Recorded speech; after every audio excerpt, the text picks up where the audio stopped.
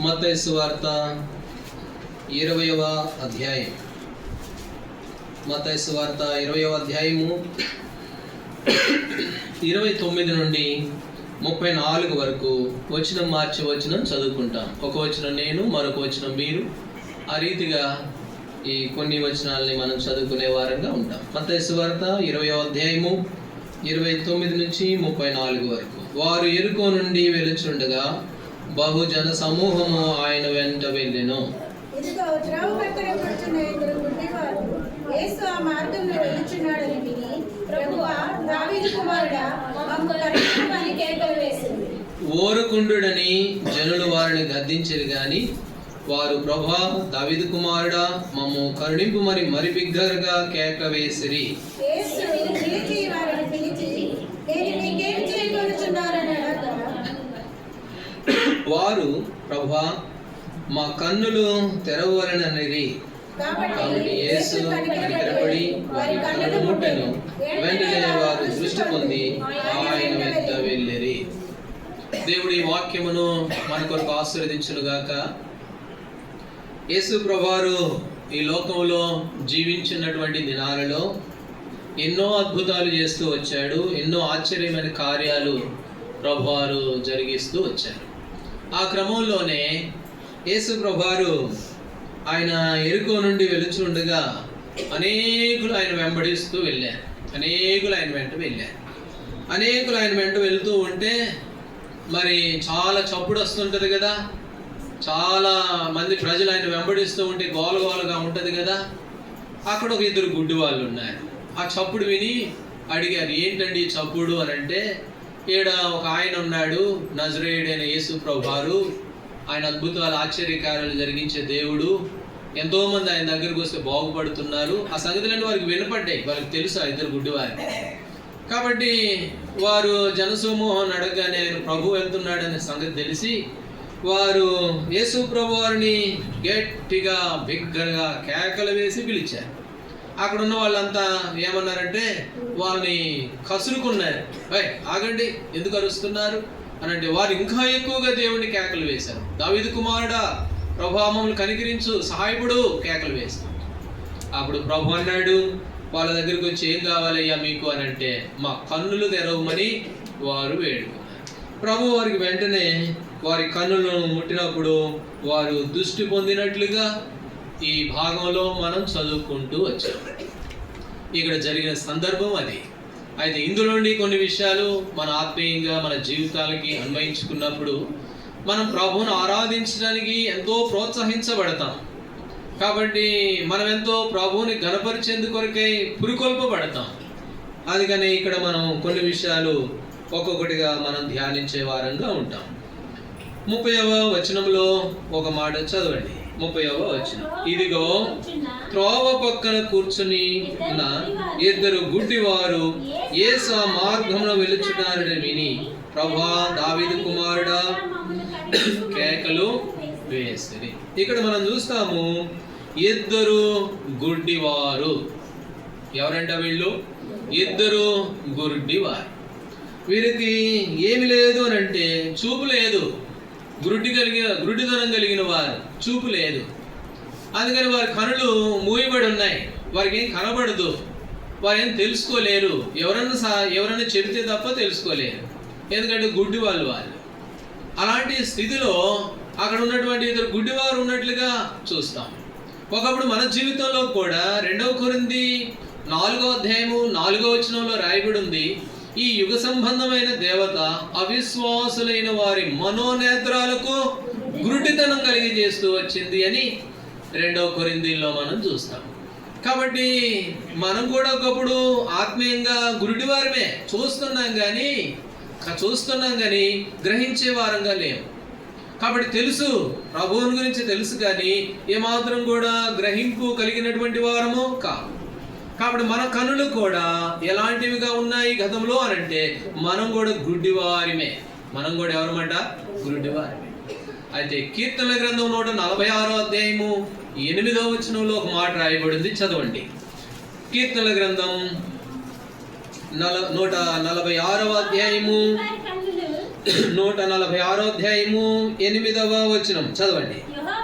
యెహోవా గ్రుడ్డివారి కన్నులు తెరవజేయువాడు, యెహోవా కృంగిన వారిని లేవనెత్తువాడు, యెహోవా నీతిమంతులను. కాబట్టి ఆయన ఎంత గొప్పవాడో ఈ భాగంలో 3 మాటలు చెప్తూ వచ్చాడు. ఎవరంట? దేవుడు గ్రుడ్డివారి కన్నులు తెరవజేసేవాడు, కృంగిపోయిన వారిని లేవనెత్తేవాడు, నీతిమంతులను ప్రేమించువాడు. కాబట్టి మన దేవుడు ఎలాంటి దేవుడు అని అంటే, గ్రుడ్డివారి కన్నులు ఏం చేస్తాడంట? ఆయన తెరవజేయవాడు, తెరవజేసేటువంటి వాడు. ఎఫెసీ 1:17 ఆ మాట రాయబడి ఉంది. ఆ పాట కూడా మనం చివరిగా పాడుకున్నాం. ఏమని రాయబడింది? ఎఫెసీలకు రాసిన పత్రిక 1వ అధ్యాయము 17వ వచనం చదవండి. తీసిన వారు ఎఫెసీ 1:17. మరియు మీ మనోనేత్రములు వెలిగింపబడినందున. చాలంటే మీ మనోనేత్రాలు వెలిగింపబడినందున. చివరిగా పాడుకున్న పాట కూడా అదే, నా మనో నేత్రము తెరచి నా కఠిన హృదయమును అంటే మన మనోనేత్రాలను దేవుడు ఏం చేస్తూ వచ్చాడు అంటే వెలిగింపజేస్తూ వచ్చాడు. ఒకప్పుడు మన జీవితంలో గుడ్డివారమే. యేసు ప్రభువారు ఆ త్రోవను వెళ్తూ ఉంటే 2 గుడ్డివారు ఆ పక్కన కూర్చొని ఉన్నట్లుగా మన స్థితి ఎట్లాంటిది అంటే, ఆత్మీయంగా మనం ఎంతో గుడ్డివారం, ఆయన తెలుసుకోలేనటువంటి వారం, మన మనోనేత్రాలు మూయబడినటువంటి వారం. అయితే ఇప్పుడు ఏం చేయబడ్డాయంట? ఎఫెసీ 1:17 మీ మనోనేత్రాలు వెలిగింపబడినందున, వెలిగించబడ్డాయి. అందుకనే దేవుని ఆరాధించాలి. ప్రభువా, నీవు నా మనోనేత్రాలు వెలిగింపజేస్తూ వచ్చావు. ఒకప్పుడు ఆత్మీయంగా నేను గుడ్డివాడను, ఆత్మీయంగా మరి చూస్తే ఏ మాత్రం కూడా తెలుసుకోలేని వాడను. అందుకనే మత్తయి సువార్తలో ఆ మాట ఉంది, మీరు చూచున్న మటుకు చూస్తారు కానీ గ్రహింపకుందురు. గ్రహింపు లేదు, చూస్తున్నాం కానీ గ్రహింపు లేదు. ఆయన ఎంత గొప్పవాడో, ఆయన ప్రేమ ఎంత గొప్పదో ఏమాత్రం తెలుసుకోలేనండి. ఆత్మ సంబంధమైన గుడ్డితనంలో మనం జీవిస్తూ వచ్చాం. అయితే 146:8 ఏమన్నాడు? గ్రుడ్డివారి కన్నులు తెరవజేయడానికి ప్రభువారి లోకానికి వచ్చాడు. యెషయా గ్రంథము 42వ అధ్యాయము, యెషయా గ్రంథము 42వ అధ్యాయము 16వ వచనం చదవండి. 42:16. యెషయా గ్రంథం 42:16. వారెరగని మార్గమున గుడ్డివారిని తీసుకుని వచ్చేదను, వారెరగని త్రోవలలో వారిని నడిపింతును, వారి ఎదుట చీకటిని వెలుగుగాను వంకర త్రోవను చక్కగా. ఇక్కడ ప్రభు అన్నాడు, వారెరగని త్రోవ మార్గమున ఎవరిని తీసుకొస్తాడంట? గుడ్డివారిని నేను తీసుకుని వస్తాను. నిజమే, ఈ త్రోవ మనం ఎరిగిన వారం కాము. ఒకప్పుడు మన జీవితంలో ఈ త్రోవలో వెళ్ళాలన్న సంగతి కూడా మనకు తెలియదు. అందుకని అంటారు బయట అన్నిలు, ఏమండి సినిమా చూడడం కూడా పాపమేనండి, సీరియల్ చూడడం కూడా పాపమేనండి, తెలియదు వాళ్ళకి, అది కూడా తప్పేనా అని అంటారు. అయితే వారు ఎరగని త్రోవలో ఎవరిని తీసుకొస్తున్నాడంటే దేవుడు గుడ్డివారిని తీసుకుని వస్తాడు. నిజమే, ఒకప్పుడు గుడ్డివారమే, కానీ ఇప్పుడు శ్రేష్టమైన త్రోవలోనికి ప్రభు మనల్ని తీసుకొని వచ్చాడు. అందుకనే ఆ గుడ్డివారు ఎక్కడున్నారు? అక్కడున్నారు. వారు ఎరగని స్థితిలో ఉంటే, ఒకప్పుడు మన జీవితంలో కూడా మనం కూడా గుడితనం కలిగిన వారంగా ఉంటే, వారిని చక్కని మార్గంలో నడిపించేందుకు కొరకై మనల్ని ఆయన గుడ్డివారిని తీసుకొని వచ్చినట్లుగా మనం చూస్తాం. ఇంకొక మాట ఉంది, ఇంకొక మాట చదవండి. యోబు గ్రంథం 29వ అధ్యాయం. దేవుడు అన్నాడు, ఏమన్నాడో తెలుసా? 29వ అధ్యాయము 15వ వచనం. యోబు గ్రంథం 29:15. గ్రుడ్డి వారికి నేను కన్నులైతిని, కుంటివారికి దరిద్రులకు తండ్రిగా ఉంటుంది. దేవుడు చూసారా? ఇప్పుడు ఆయన ఏమయ్యాడో తెలుసా? ఏమిటి గుడ్డివారు అనకండి, నాకు సిగ్గుగా ఉంది అని అనుకుంటాం మనం. ఊకే గుడ్డోడు అంటారు ఏంటంటే మీరు అని అనుకోవచ్చు. ఇప్పుడు ప్రభు అంటున్నాడు, గుడ్డివారికి నేను ఏమయ్యాను? కన్నులనైతిని. ఆయన మన కన్నులయ్యాడు. ఆయన ఆత్మీయంగా మనం ఒకప్పుడు గుడ్డివారమే, కానీ ఇప్పుడు మనకు ఆయన ఏమయ్యాడు అని అంటే ఆయన కన్ను అయ్యాడు, మన కన్నులయ్యాడు. కాబట్టి శ్రేష్టమైన మార్గంలో మనల్ని తీసుకొని వెళ్తున్నటువంటి దేవుడు. అందుకనే మనం ఆరాధించాలి. ప్రభువా, నీవు నన్ను, నా ఆ మనోనేత్రాలు మూయబడి ఉన్నాయి. కొరింథీ 4:4 ఈ యుగ సంబంధమైన దేత అనగా అపవాది నా మనోనేత్రాలు మూసిపెట్టి ఉంటే, ఇప్పుడు మీరు నా మనోనేత్రాలను ఏం చేశారు?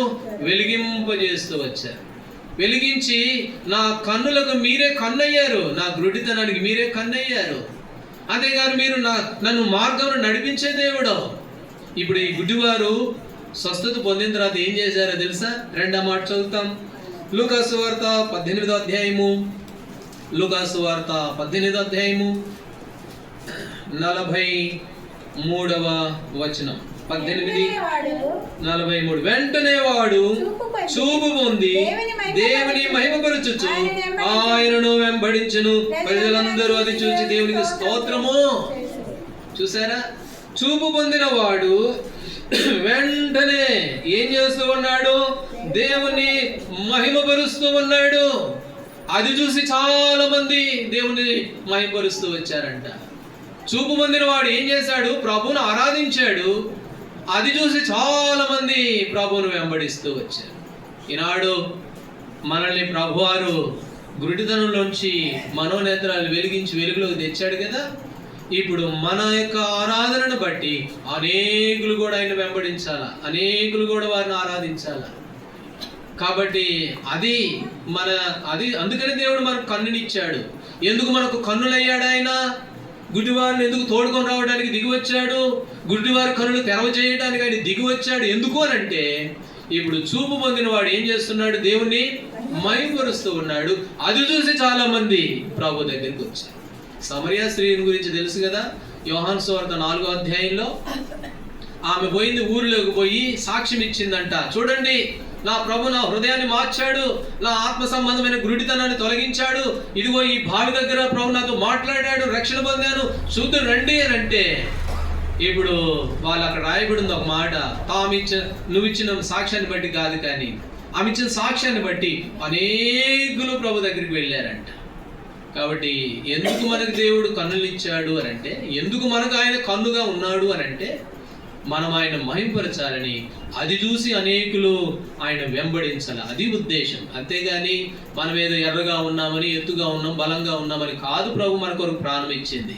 మనం ఆరాధించే ఆరాధనను చూసి, మనం చేసేటువంటి పరిచర్యను చూసి, మన క్రమాన్ని చూసి, మన యొక్క భక్తిని చూసి అనేకులు ఆయన స్తోత్రం చేయాలన్నది ఉద్దేశం. అందుకే ఆయన మనల్ని ఏర్పాటు చేసుకున్నాడు. మంచోళ్ళమని కాదు, మంచోళ్ళమని ఎంత మాత్రం కూడా కాదు. అందుకనే మనము మరి దేవునికి కనపరిచే వారంగా మనం చూస్తాము. ఈ గుడ్డివారు అనేది వారి గుడ్డితనాన్ని దేవుడు ఏం చేస్తూ ఉన్నాడు? ఆయన బాగు చేస్తూ వచ్చాడు అని. సరే, ఇప్పుడు రెండో విషయానికి వెళ్తే, మత్తయి సువార్త 20వ అధ్యాయము 30వ వచనం చదవండి. 30వ వచనం. ఇదిగో త్రోవ పక్కన కూర్చుని ఉన్న ఇద్దరు గుడ్డివారు. చాలండి. ఇప్పుడు ఇద్దరు గుడ్డివారు అని రాయబడి ఉంది కదా. గుడ్డితనాన్ని గురించి చూసాము. ఇప్పుడు ఎవరు గుడ్డివారు? యెషయాలో నేను ఆ మాట చదివించలేదులే కానీ, యెషయా గ్రంథం 42లో రాయబడింది, ఎవడు గుడ్డివాడు? నా సేవకుడే గుడ్డివాడు, నా ప్రజలే గుడ్డివారు, నన్ను వెంబడించేవారు గుడ్డివారు అని రాయబడింది. అనంటే దేవుని ప్రజలే గుడ్డివారంట. అయితే వారికి ఇప్పుడు ఏమయ్యాడు ఆయన? యోబు గ్రంథంలో వారికి కన్నులైతిని, వారిని నడిపిస్తా ఉన్నాను. ఇప్పుడు గుడ్డితనం పోయింది. మన మనోనేత్రాలు ఎఫెసీ 1:17 ప్రకారం ఏం చేయబడ్డాయి? వెలిగించబడ్డాయి. కాబట్టి వెలిగించబడిన వారు ఏం చేస్తున్నారు? వాడు వెంటనే చూపు పొంది దేవుని మహిమపరిచాడంట. ఇప్పుడు మనం కూడా అదే చేయబోతూ ఉన్నాం. అయితే ఈ గుడ్డివారు ఈ చూపు పొందక మునుపు వాళ్ళు ఎక్కడున్నారు చెప్పండి? మత్తయి సువార్త 20వ అధ్యాయం 30వ వచనంలో వారు ఎక్కడున్నారు? త్రోవ పక్కన ఉన్నారు. త్రోవలో కూడా లేరు వాళ్ళు. కనీసం దారిలో ఉంటే బాగుండు.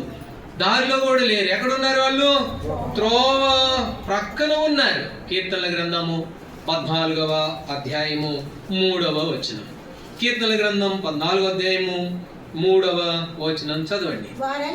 వారందరూ దారి తొలగి బొత్తిగా చెడి ఉన్నారు, మేలు చేయవారు ఎవరునూ లేరు, ఒక్కడైనను లేడు. ఇది రోమా 3:23లో కూడా ఇదే మాట రాయబడి, నీతిమంతుడు లేడు ఒక్కడును లేడు. వారందరూ ఏమైపోయినారట?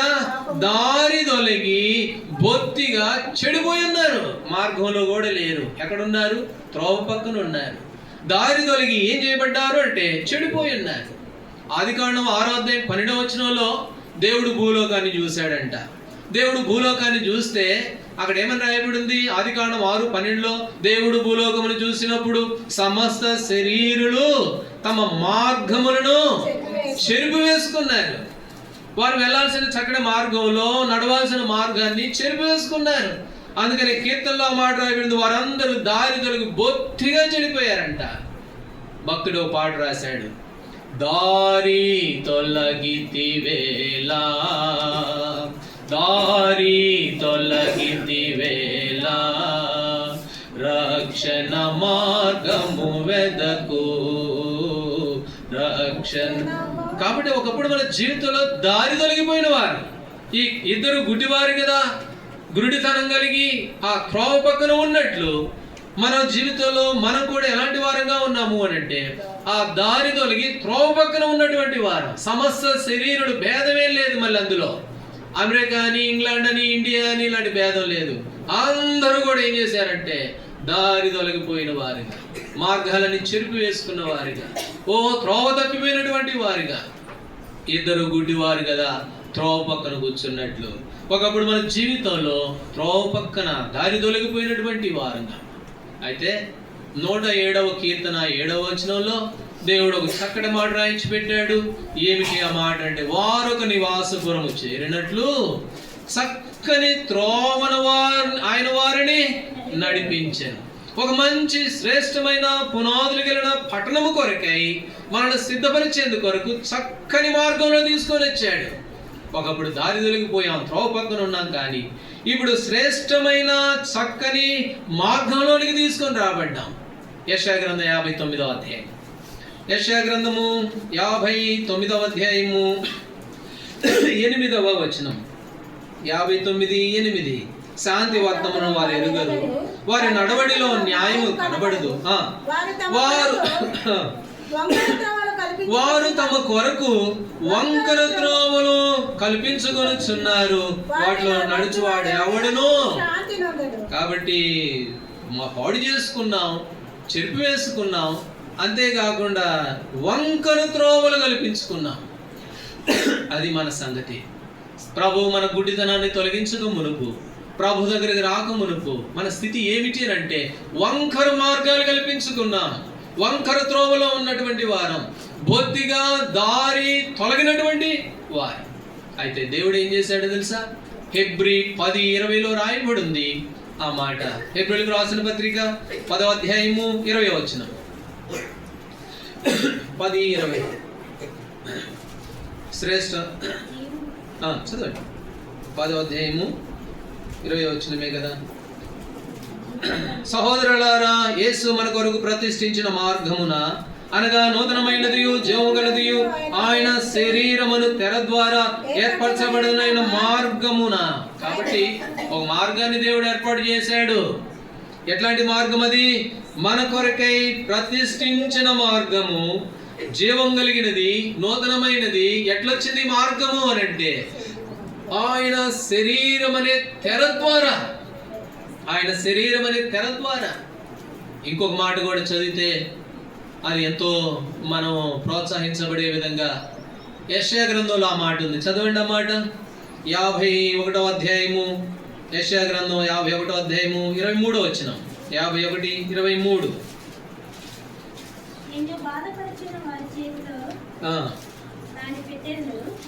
23 చదువమ్మా.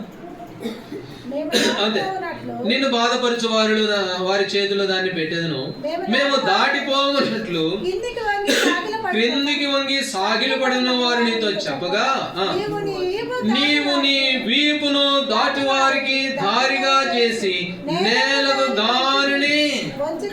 కాబట్టి దాటే వారి కొరకు ఆయన ఏం చేశాడంట?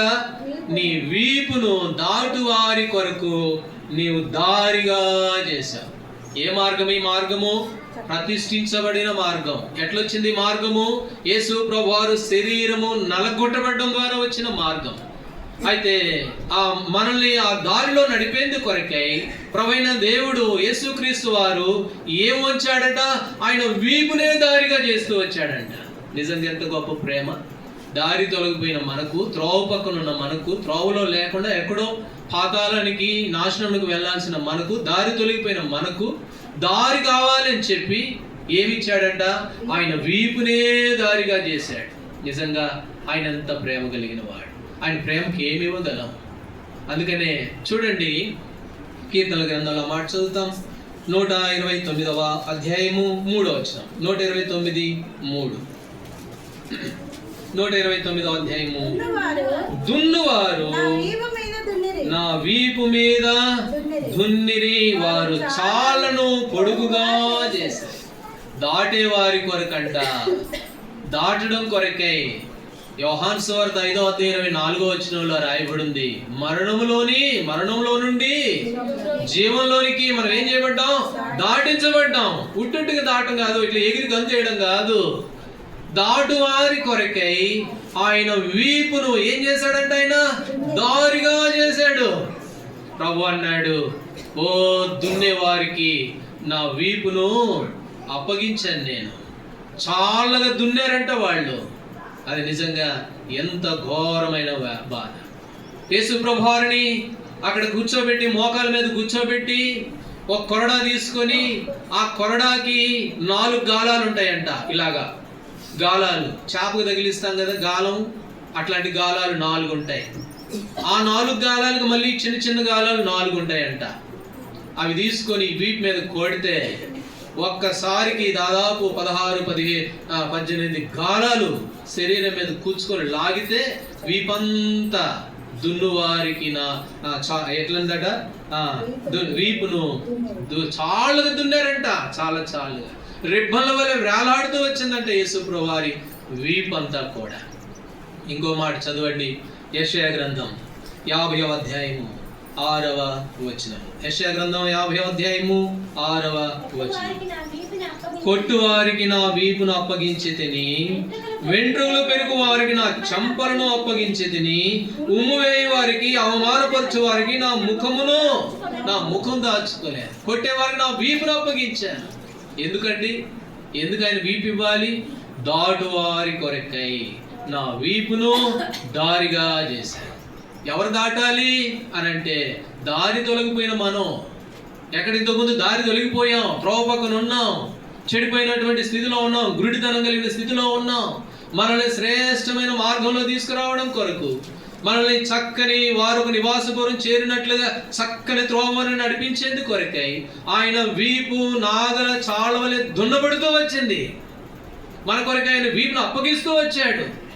నిజంగా ఆయన ప్రేమ ముందు మన భక్తి ఏమాత్రం అండి?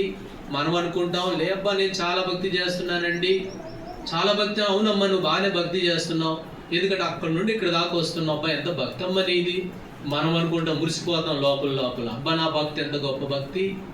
అయితే ప్రభు చూడు, దాటే వారి కొరకై వీపును అప్పగిస్తూ వచ్చాడు. నాగల చాలవలే నీ కొరకు నా కొరకు యేసు ప్రభువారి యొక్క వీపు దున్నబడుతూ వచ్చింది. అలా దున్నబడకపోతే ఆ దారిలో మనం వెళ్ళే వాళ్ళమే కాదు, ఆ దారిలో కనుక వెళ్ళకపోతే మరణంలోనే ఉండే వాళ్ళము. అదే 2వ మరణం. అక్కడ ఏడుపును పండ్లు కొరకడమే.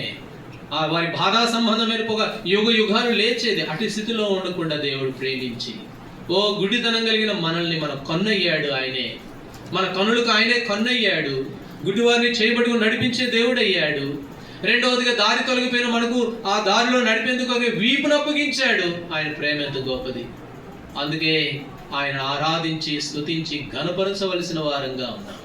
ఎందుకు ప్రభుని ఆరాధించాలి అని అంటే, ప్రభా ఇంత దౌర్భాగ్యుని కదా నేను, ఇంత లోబడిన వ్యక్తిని కదా నేను, ఇంతగా మూర్ఖమైనటువంటి వ్యక్తిని కదా, నా కొరక నేను దారి తొలగిపోయానని దారిలోకి తేవడం కొరకే మీ వీపును అప్పగించారే.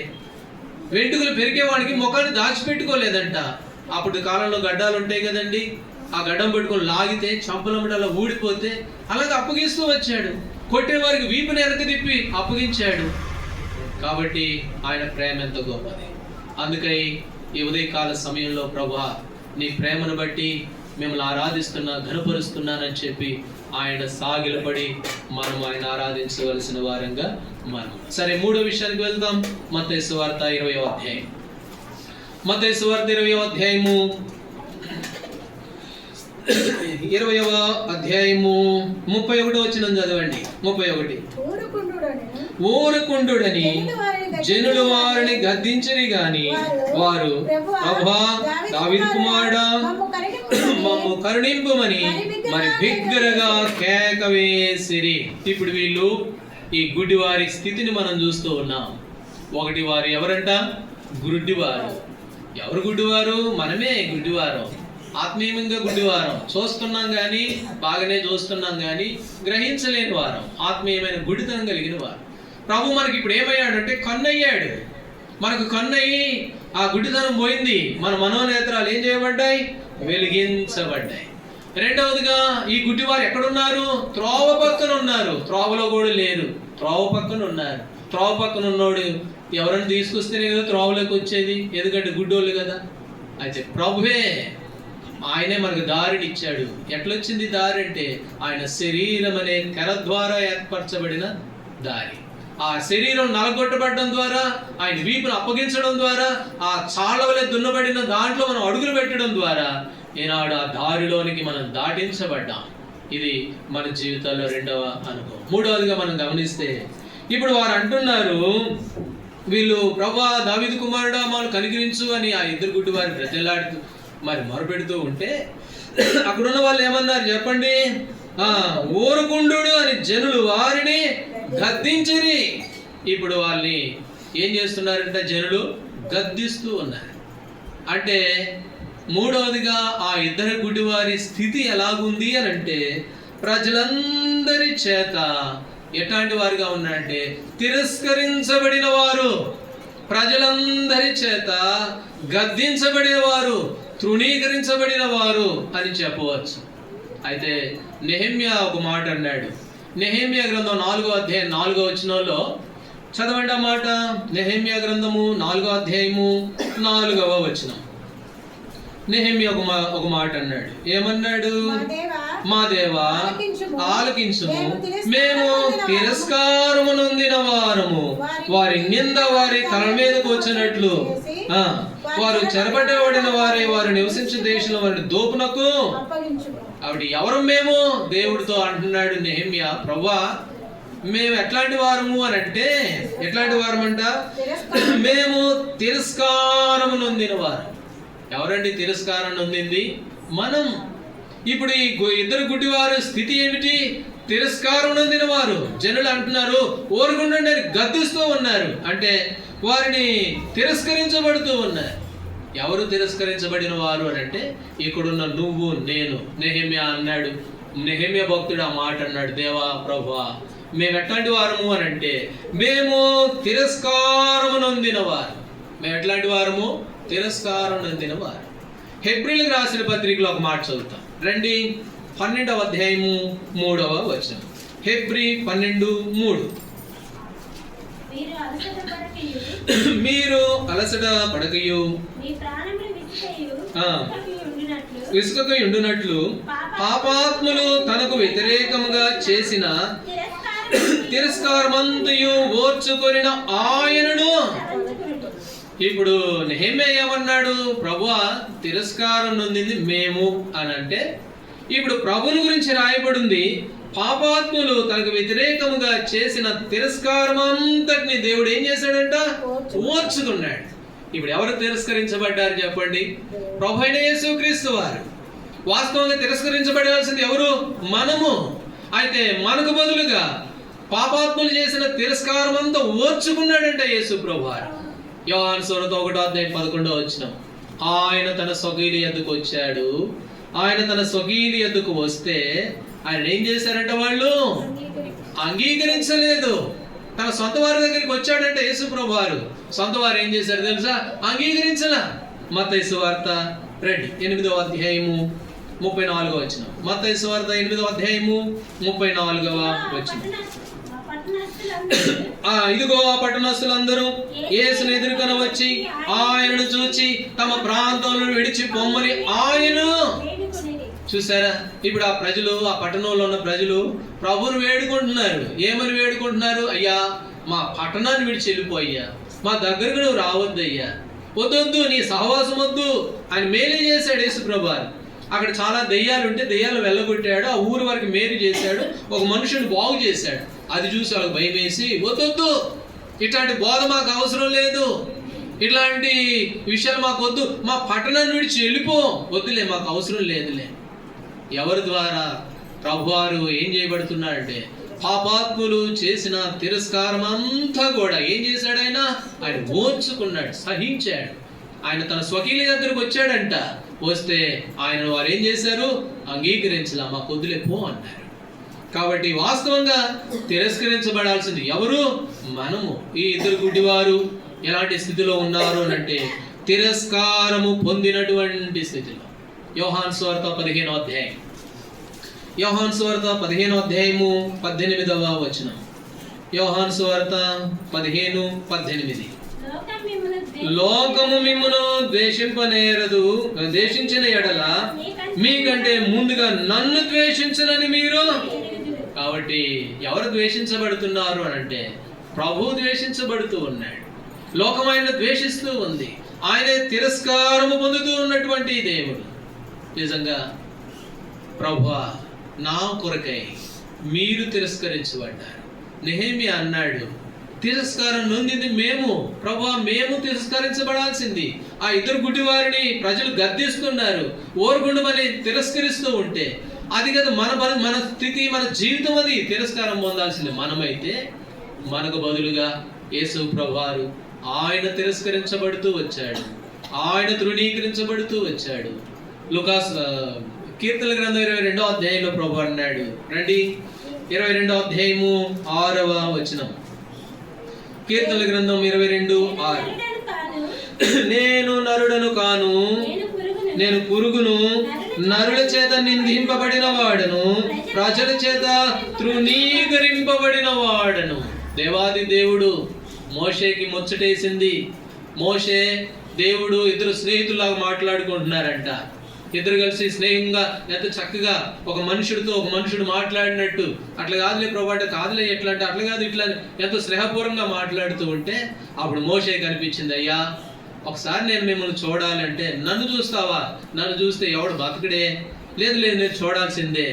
సరే రా, ఇద్దరు స్నేహితుల్లాగా ఉంటుంది, చూద్దులే రమ్మని చెప్పి ఆ సందులో, ఆ చిన్న బండ సందులోంచి వెనక వైపు చూసి అది చూసి ఆయన అల్లాడిపోయాడంట. అంత గొప్ప దేవుడు, సామాన్యుడు కాదు. ఎంత మహాగణుడు, ఎంత గొప్పవాడు, భూమిని ఆకాశాన్ని కలుగు చేసిన దేవుడు. తిరస్కరించబడాల్సింది మనమైతే కీర్తన 22:6లో నరుల చేత ఏం చేయబడ్డాడంట? ఆయన తృణీకరించబడిన వాడు. మన కొరకై తృణీకరించబడ్డాడు, మన కొరకై తిరస్కరించబడుతూ వచ్చాడు. పాపాత్ములు చేసిన తిరస్కారం అంతటినీ కూడా దేవాది దేవుడు మన కొరకై ఏం చేశాడు? ఆయన ఓర్చుకుంటూ వచ్చాడు. కాబట్టి ఎందుకంటే వాస్తవంగా ఇంతసేపు చెప్పకూడదు వర్తమానము, ఆరాధన వర్తమానం కొద్దిసేపే చెప్పాలి. అది నేను ఇక నుంచి ఎక్కువసేపు చెప్తాను వర్తమానాలన్నీ. ఎందుకనంటే కొన్నిసార్లు ఒక మాట కాకపోతే ఒక మాట అన్నా మనలో మార్పు వస్తుందేమో చూడాలి. అందుకోసమే ఇక ఎక్కువ వర్తమానాలు ఎక్కువగా ఉంటాయి. నా గొంతు పోయింది, పర్వాలేదు. కాబట్టి ప్రభు ప్రేమ, ఆయన ప్రేమిస్తూ ఆయన మన కొరకై గుడ్డివాడు, ఆయన వీపును మన కొరకు దారిగా చేస్తే దారి తొలగిపోయిన మనకు వీపును చాలగా దున్ని మన కొరకై తిరస్కారాన్ని ఓర్చుకుంటూ ఉంటే, మన కొరకై ప్రేమ చూపిస్తూ ఉంటే, జాలిని చూపిస్తూ ఉంటే మనం మాత్రం ఎలాంటి వారంగా ఉన్నామంటే ఇంకా ఆ త్రోవ తప్పిపోయిన వారంలాగానే, ఇంకా గుడ్డివారంలాగానే. కాబట్టి ప్రభు కోరుతున్న అట్లా ఉండాలనేది కాదు దేవుని ఉద్దేశం. ఆయన ప్రేమించాడు, మన కొరకై తిరస్కారం అంతా కూడా సహించినటువంటి దేవుడు అని.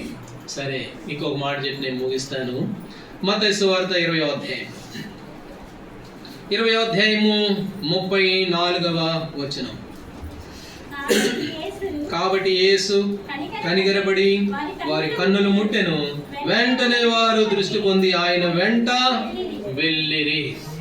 ఆయన కనికరపడి, ప్రభు దేవుడు ఏం చేశాడంట? ఆయన కనికరపడినటువంటి దేవుడు, ఆయన కనికరం కలిగిన వాడు. ద్వితీయోపదేశకాండం 30వ అధ్యాయం 3వ వచనంలో ఆ మాట రాయబడింది. ద్వితీయోపదేశకాండము 30వ అధ్యాయము 3వ వచనం. 30వ అధ్యాయం 3వ వచనం చదవండి. నీ దేవుడైన యెహోవా చెరలోన మిమ్మును తిరిగి రప్పించును. ఆయన మిమ్మల్ని కరుణించి, నీ దేవుడైన యెహోవా ఏ ప్రజల్లోనికి మిమ్మల్ని చెరగొట్టెనో వారిలోని తాను మిమ్మల్ని సమకూర్చి, మీ దేవుడైన యెహోవా ఆయన మిమ్మును కరుణించి. ఆయన ఎట్లాంటి వాడంట? కనికరం కలిగిన వాడు. కాబట్టి ఆయన ప్రేమ కలిగిన వాడు. అందుకే ఇద్దరు గుడ్డివారు త్రోవ పక్కన ఉన్నారు, గద్దించబడే స్థితిలో ఉన్నారు, తృణీకరించబడిన స్థితిలో ఉంటే, ఆ 300 అనుభవంలో గుడ్డివారు ఉంటే 34వ వచనంలో దేవుడు ఏం చేశాడు చెప్పండి?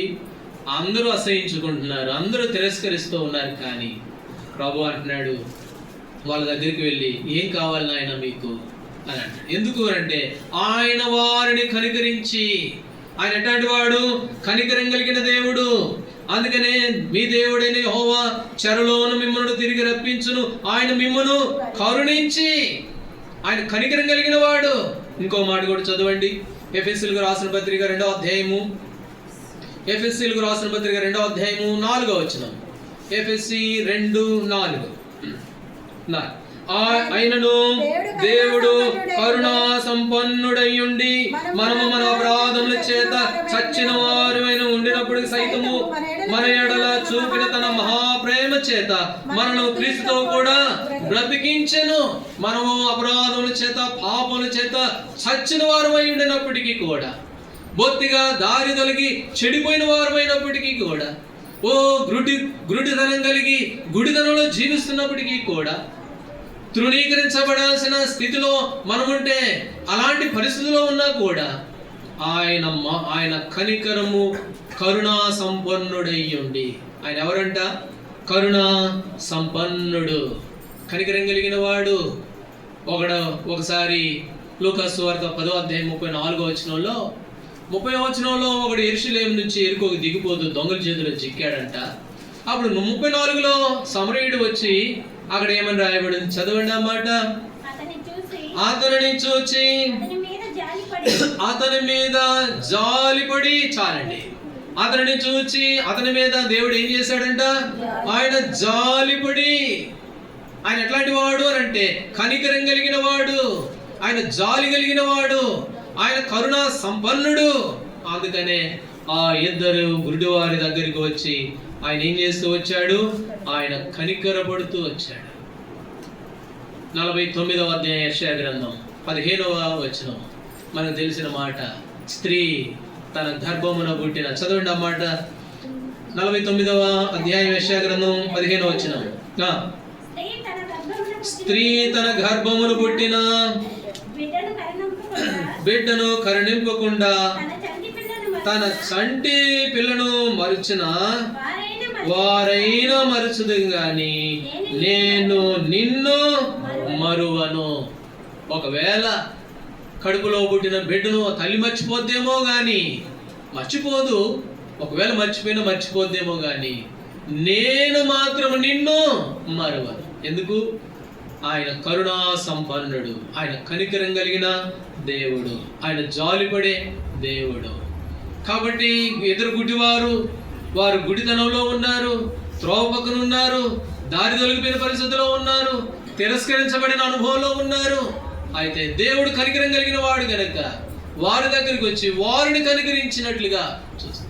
మన దేవుడు ఎట్లాంటి వాడు? కనికరం కలిగిన వాడు. మరొక మాట చదువుతాం రండి. కీర్తనల గ్రంథము 69వ అధ్యాయము 20వ వచనం. కీర్తనల గ్రంథం 69:20. దేవుడు మన పక్షమున 69 కీర్తనల గ్రంథం 69వ అధ్యాయం 20వ వచనం. నిందకు నా హృదయము బదలాయను, నేను బహుగా కృషించి ఉన్నాను, కరుణించు వారి కొరకు కనిపెట్టుకుంటుని గాని ఎవరునూ లేకపోయిరి, ఓదార్చు వారి కొరకు కనిపెట్టుకుంటుని గాని ఎవరునూ కానరైరి. దేవుడు సిలువలో ఆయన అనుభవం ఇది. దేవాది దేవుడు, కనికరం కలిగిన దేవుడు, జాలి కలిగిన దేవుడు. ఆయన అనుభవం ఏమిటి అని అంటే ఎవరైనా కనికరిస్తారేమో అని కనిపెట్టుకొని ఉన్నాడంట కలువరి సిలువలో. అది ఒక్కరు కూడా కనపడలా. పేతురు అన్నాడు, ప్రభా ఏంటి ప్రభా, ఏంటి నా భక్తి అంటే ఏంటి అనుకుంటున్నావు, నేను ఎట్లాంటి వాడిని అనుకుంటున్నావు, నీతో పాటు చావడానికైనా వస్తాను, నేను నీతో పాటు ప్రాణం పెట్టడానికైనా నేను సిద్ధం, అట్లాంటిది నా భక్తి అని అన్నాడు పేతురు. అవునా, సరే రాయ్యా అంటే యేసు ప్రభువారిని కొట్టుకుంటూ తీసుకొని పోతా ఉంటే పేతురు దూరంగా వెంబడిస్తున్నాడంట. ఒక చిన్న పిల్ల గుర్తుపట్టింది. ఓ సీమోను పేతురు, నువ్వు ఆయనతో పాటు ఉన్నోడివి కదంట. ఓ అమ్మాయి, ఆయన ఎవరు నాకు తెలియదులే పో అన్నాడు. అది మన భక్తి. ఇప్పుడు ప్రభు అంటున్నాడు, సిలువలో ఒక్కడే ఉన్నాడు, సిలువలో వేలాడుతూ ఒక్కడే ఉన్నాడు. ఆయన ఓదార్చే వారి కొరకు కనిపెట్టుకుంటుంది కానీ ఒక్కరు కూడా లేనే, ఒక్కరు కూడా కనపడలేదే. కాబట్టి నన్ను కరుణించే వారి కొరకు కనిపెట్టుకుంటే ఒక్కరు కూడా లేనే. కనికరము కలిగిన దేవుడు, ఆయన కనికరం లేని వాడుగా ఎవరు కూడా ఆయన పట్టించుకోలేదు, ఎవరు కూడా ఆయన దగ్గరికి వెళ్ళలేదు. కాబట్టి ఆయన ఎంత ప్రేమ కలిగిన వాడు. 88వ కీర్తన 8వ వచనం. 88వ కీర్తన 8వ వచనం. నా నెలవరులను నాకు దూరంగా నీవు ఉంచి ఉన్నావు. నా నెలవరులు అంటే బంధువులు వీళ్ళంతా కూడా ఏమైపోయారంట, దూరంగా ఉన్నారు, ఒంటరిగా ఉన్నాడు, కనికరించేవారు లేరు. కాబట్టి మనల్ని కనికరించేందుకు కొరకై మన దేవుడు ఎన్ని శ్రమలు అనుభవిస్తూ వచ్చాడు. ఆయన ప్రేమకి ఏమి ఇవ్వగలం, ఏమిచ్చి ఆయన రుణాన్ని తీర్చగలం? మనం ఆరాధన చేస్తాం, ప్రభా ఏమి ఇవ్వగలను తండ్రి, ఏమీ లేని వాడిని అని అంటాం. ఏమి లేకపోతే ఎట్లా? కనీసం ప్రభువుకి మన శరీర ఆత్మ దేహములను మన సజీవ యాగముగా మీ శరీరంలో ఆయనకు సమర్పించు. రోమా 12:1. సజీవ యాగంగా నీ శరీరమును అవయవును సమర్పించు ప్రభువుకి. ఏమి లేవని ఎందుకంటాం? అన్నీ ఉన్నాయి. ఎందుకు ఆయన సమర్పించాలి అని అంటే దారి తొలగిన మనకు దారి కావాలి కదా, ఇప్పుడు దాటించబడాలి కదా. ఆయన ఏం చేశాడంట, ఆయన వీపును దారిగా చేశాడు. ఎట్లా అవుతుంది తెలుసా? వీపును దారిగా, ఈ కొండ ఆ కొండ ఉంటుంది, మధ్యలో లోయ ఉంటుంది అనుకోండి. ఇప్పుడు వీపు నుంచి అవతలకు దాటించబడాలంటే ఏం చేయాలా? ఈ పెద్ద మనిషి ఆ దారిలాగా పట్టుకోవాలి, అప్పుడు ఆయన వీపు మీద నడిచిపోతారు. అది దేవుడు చేసిన పని. యోహాను సువార్త 5:24. మరణంలో నుండి జీవంలోనికి దాటించబడ్డాం, అందుకొరకే ఆయన వీపునే దారిగా చేశాడు. కొట్టువారికి వీపును అప్పగించాడు. నాగల చాలు వలె దున్నబడింది ఆయన వీపు. దారి తొలగిన మనల్ని సరైన దారిలోకి తేవడం కొరకు. కాబట్టి ఆయన ప్రేమ ఎంతో గొప్పది. గుడ్డివారము, ఏ భేదం లేదు, అందరూ గుడ్డివారే, బొత్తిగా చెడిపోయిన వారము, గుడ్డివారము. మనకు కన్నవ్వడం కొరకై దేవాది దేవుడు భూలోకానికి దిగి వచ్చాడు. ఆయన మనకు కన్నయ్యాడు. ఈ కన్నును బట్టి ఈనాడు ఎలా ప్రవర్తించాలి, ఎలా ప్రవర్తించకూడదు, ఏం చేస్తే తప్పు, ఏం చేయకపోతే అది పరిశుద్ధత అనేది తెలియబడుతూ వచ్చింది. ఒకప్పుడు తెలియదు ఈ సంగతి అంతా. ఏమండి, అబద్ధం ఆడటం కూడా తప్పేనండి, పాపమేనా? అలాంటి పరిస్థితుల్లో మనం ఉన్నాం. నేరం అంటే ఏంటో, భయం ఏమి తెలియదు, గుడ్డోళ్ళమే. అయితే ప్రభు మన కన్నునయ్యాడు, మనకి దారి చూపించిన దేవుడు. అంతేకాదు, త్రోవ పక్కన ఉన్న దారి తొలగిపోయినాడు, మనల్ని దారిలో తేవడం కొరకై ఆయన శరీరం అనే తెర ద్వారా ఏర్పరచబడిన మార్గంలోకి తెచ్చాడు. మూడవదిగా తృణీకరించబడిన వారం.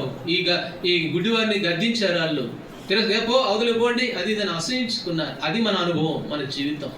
అయితే ప్రభు మనకు బదులు ఆయన తృణీకరించబడ్డాడు, ఆయన తిరస్కరించబడ్డాడు, ఓర్చుకున్నాడు, సహించాడు మన తిరస్కారం అంతా కూడా.